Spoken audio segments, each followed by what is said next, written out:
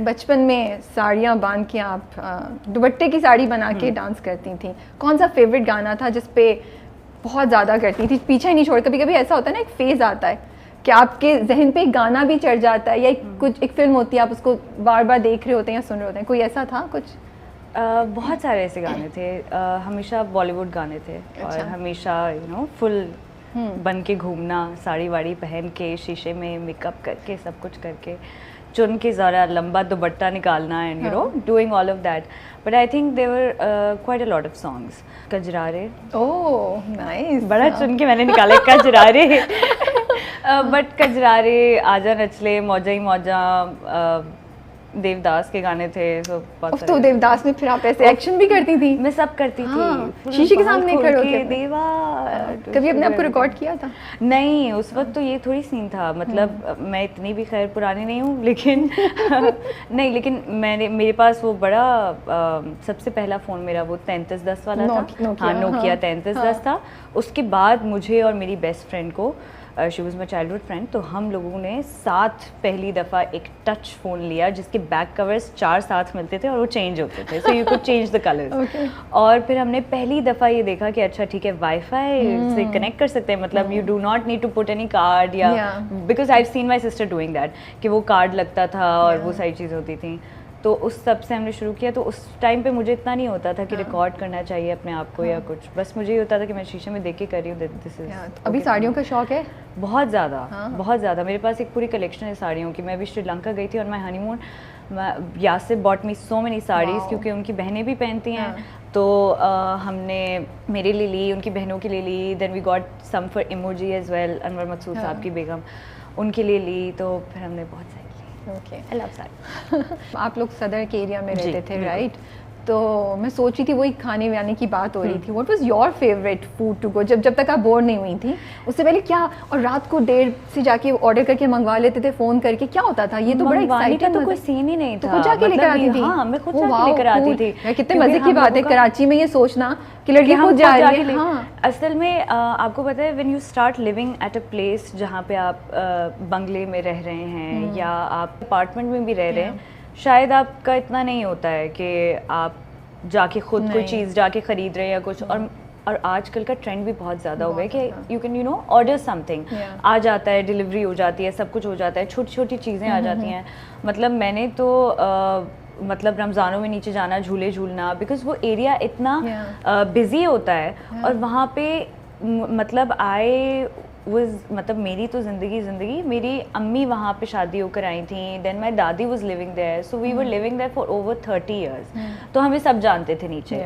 तो मेरी दूसरी पिछली गली में, इट वॉज बंस रोड, तो पिछली गली में जो है वो हमारी एक और फैमिली रहती थी, अम्मी के अब्बू रहते थे, नाना रहते थे। तो पूरा वो जो एक एरिया था ना, वो सब जानते थे कि ये लड़की कौन है, इसके अब्बू कौन है, इसकी अम्मी कौन है, दादा कौन है, दादी कौन है।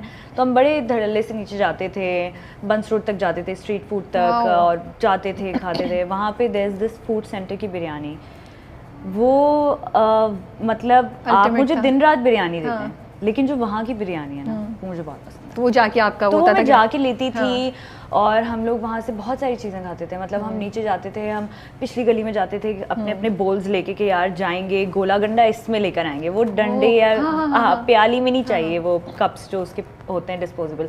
सो we used to take our own bowls, बड़ा बोल लेकर जाते थे कि इसमें इतने का बना के दे दो। तो हम लोगों ने वो बहुत चीज़ें की हैं। मतलब I am so thankful to Allah कि मैंने ये वाली ज़िंदगी गुजारी है। सो आई नो कि यार ये वाला फेज़ देखा हुआ है। आपको पता है कि how to be a street smart kid, and you know how to deal with people, and you know how to conduct yourself when you go out in a crowd. So that's okay. आपने खुद ही मेरे सवाल का जवाब देते, मैं पूछने वाली थी कि सारे एक्सपीरियंस ने आपको क्या मतलब उसमें पर्सनालिटी में अफेक्ट किया होगा, लाइक बहुत ज़्यादा, जैसे आप बहुत ज़्यादा। मतलब शाय होना एक अलग बात है, लेकिन जब आपको ऐसा मौका मिले या आप ऐसी जगह पे आके खड़े हो जाएं कि यार अब आपने कुछ बोलना है, कुछ करना है, I am nervous but I can do it.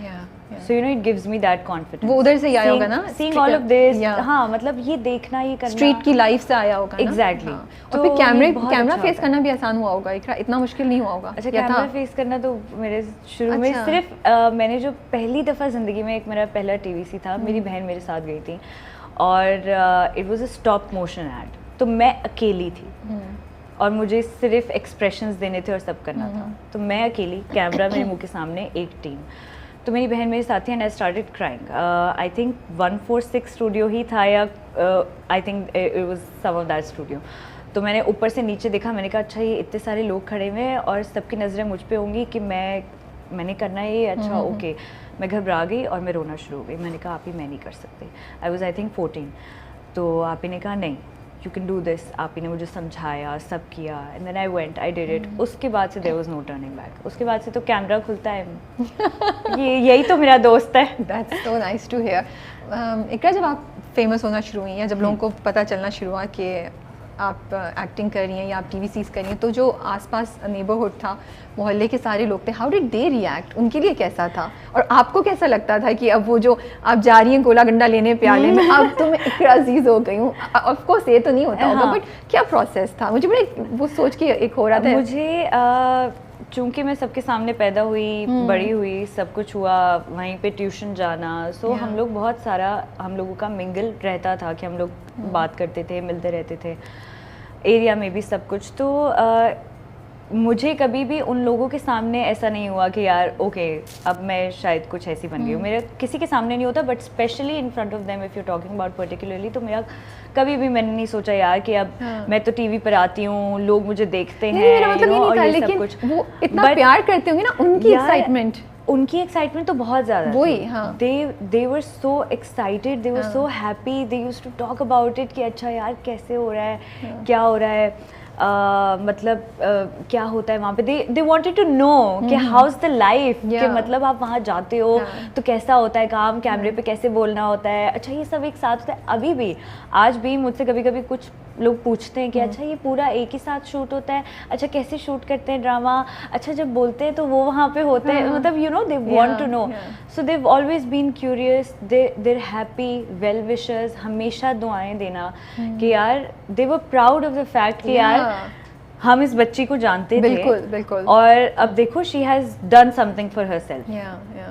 तो I have always been so loved उनकी तरफ से कि मुझे और ज़्यादा कॉन्फिडेंस मिलता था कि नहीं यार और अच्छा स्टोरी है, कोई सुना सकती, कभी कुछ हुआ, किसी ने कुछ कहा या कोई किस्सा हुआ हो? किस्सा ही देखिए, मैं भी आपको बता रही थी, मैं किस्सों में बहुत बुरी हूँ मुझे सोचना पड़ेगा। नहीं, किस्सा ऐसा तो किस्से हमेशा होते हैं, मतलब जैसे हम वहाँ पे बहुत अरसे बाद वहाँ से मैं शिफ्ट हुई थी, तो आई थिंक कितना टाइम होगा, 3-4 ईयर्स कि मैं वहाँ से शिफ्ट हुई हूँ।